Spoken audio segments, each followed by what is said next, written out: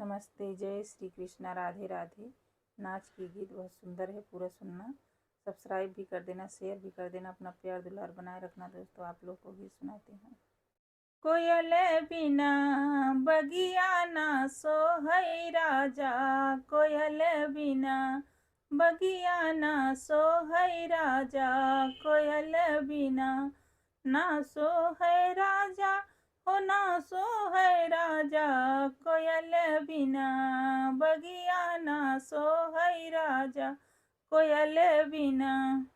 भाई भतीज बिना नैहर न सोहे, भाई भतीज बिना नैहर न सोहे, देवर बिना अंगना न सोहै राजा, देवर बिना अंगना न सोहै राजा, देवर बिना। कोयल बिना बगिया न सोहै राजा, कोयल बिना बगिया न सोहै राजा, कोयल बिना।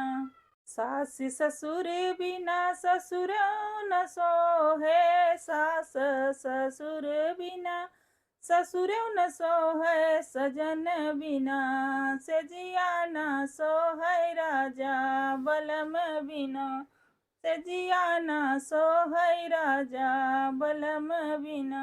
कोयल बिना बगिया न सोहै राजा, कोयल बिना बगिया न सोहै राजा, कोयल बिना।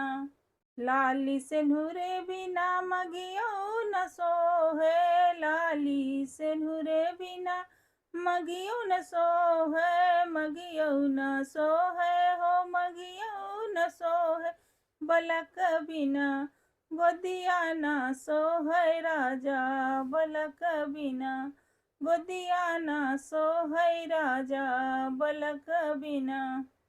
कोयल बिना बगिया न सोहै राजा, कोयल बिना बगिया न सोहै राजा, कोयल बिना ना सोहे राजा, हो ना सोहे राजा, कोयल बिना बगिया न सोहै राजा, कोयल बिना।